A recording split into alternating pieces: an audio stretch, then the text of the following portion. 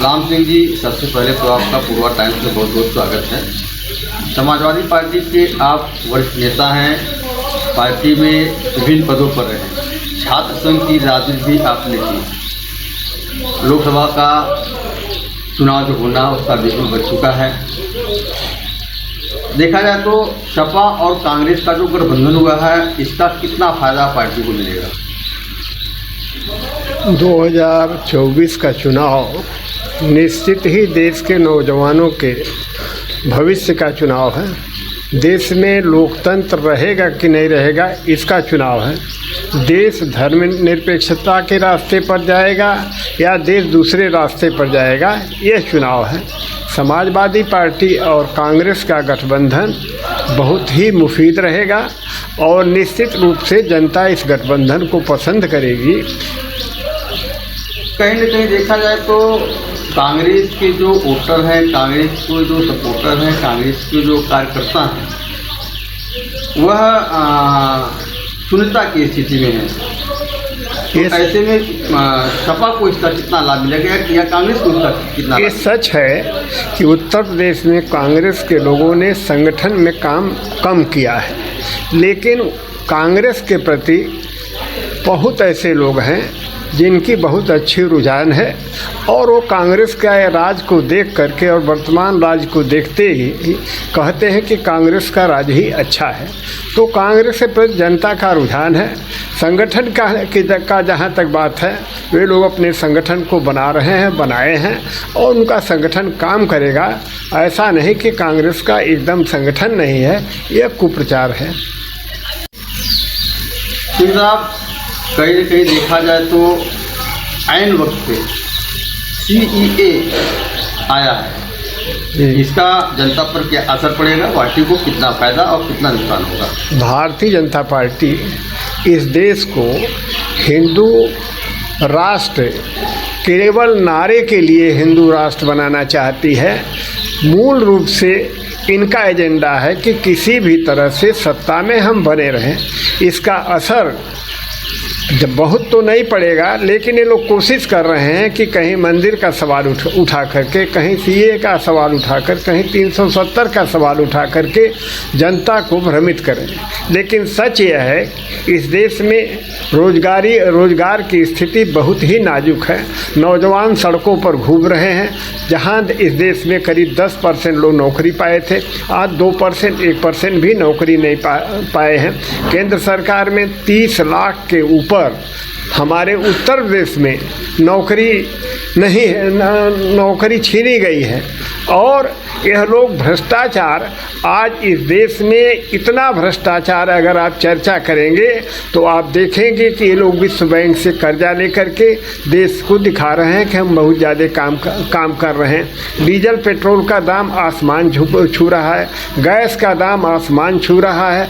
कहीं किसी को कोई राहत नहीं है, किसी की बात सुनी नहीं जाती है।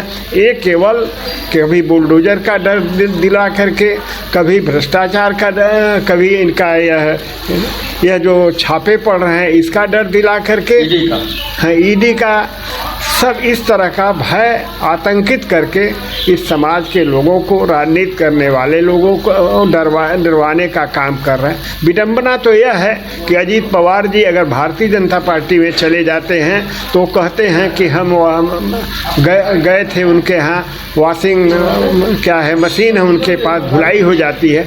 जितने लोग उनके दल में जा रहे हैं, जिन पर भ्रष्टाचार का आरोप लगाते हैं, अगर उनके दल में जाते हैं तो पवित्र हो जाते हैं। हमारे साथ रहते हैं, दूसरे के साथ रहते हैं तो वो पवित्र नहीं रहते हैं।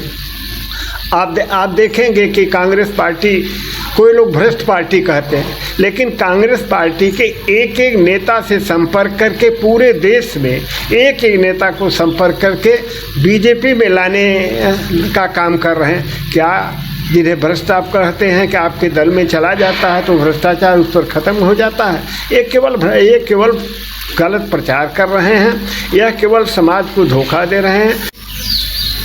कहीं न कहीं देखा जाए तो ऐन वक्त पे CEA आया है, इसका जनता पर क्या असर पड़ेगा? पार्टी को कितना फायदा और कितना नुकसान होगा? भारतीय जनता पार्टी इस देश को हिंदू राष्ट्र केवल नारे के लिए हिंदू राष्ट्र बनाना चाहती है। मूल रूप से इनका एजेंडा है कि किसी भी तरह से सत्ता में हम बने रहें।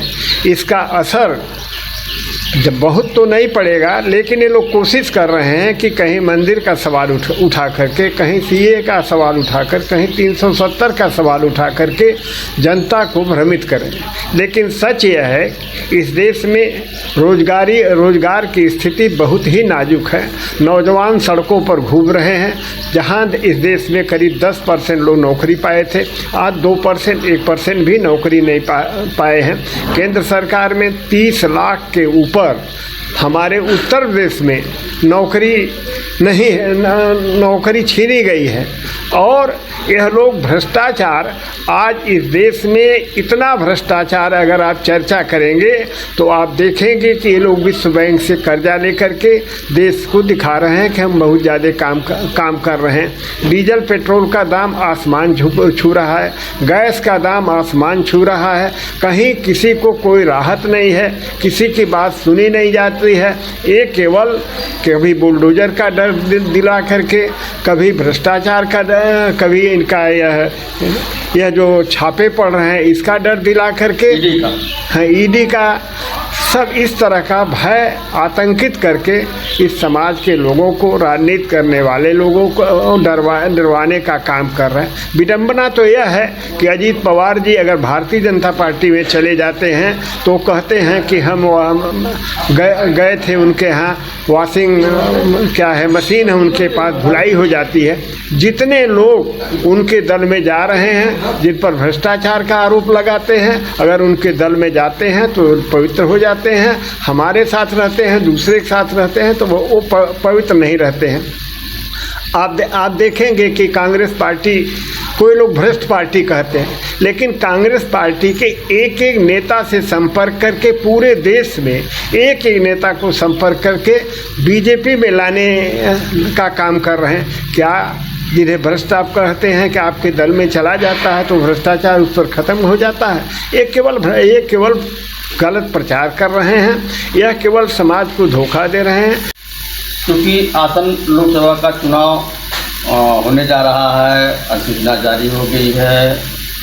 उत्तर प्रदेश में 7 चरणों में चुनाव हो रहे हैं, 80 सीटों पर चुनाव होने हैं। उत्तर प्रदेश में देखा जाए तो आप एक वरिष्ठ नेता हैं, पार्टी की क्या स्थिति होगी? जो गठबंधन हुआ वह कहाँ जा रहे हैं और वह कहाँ जा रहे हैं? गठबंधन की स्थिति चुनाव में बहुत ही अच्छा रहेगा। आज के बाद आप देखेंगे कि जनता मुखर होकर के गठबंधन के पक्ष में बोलना शुरू कर देगी।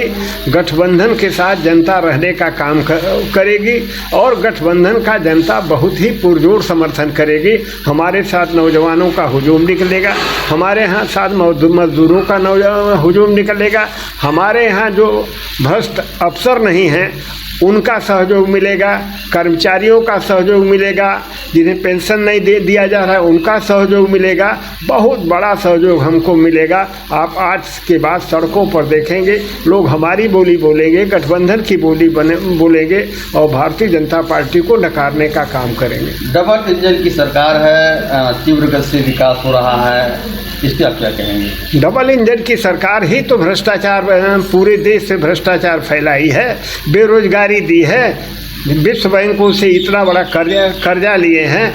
आज हमारी स्थिति कहते हैं हम 5वें नंबर पर हैं, लेकिन अगर आकलन करिएगा दुनिया के देशों में हमारे आंकड़े को देखिएगा तो हम शायद 80वें या 90वें नंबर पर आज दुनिया के देशों में हैं। यह सरकार निश्चित रूप से इस चुनाव में बहुत बुरी तरह पराजित होगी और इनको अपने कर्मों का जवाब जनता देगी। मतलब मोदी सरकार 400 पार का जो नारा दिया जा रहा है, ये कहाँ तक सार्थक? ये बहुत झूठा प्रचार कर रहे हैं। मोदी जी को आप जानते हैं, यूट्यूब में हम देखे थे, न मालूम क्यों लोग कहे थे कि यह देश के सबसे बड़े झूठ बोलने वाले प्रधानमंत्री जी हैं। ये जितनी बात बोलते हैं बिल्कुल झूठ बोलते हैं, सच से इनका कोई रिश्ता नहीं है। और यह निश्चित रूप से जो 400 पार कहते हैं, यह करीब इनकी सीटें हमारे समझ से 200 से ज़्यादा नहीं जाने वाली हैं। धन्यवाद।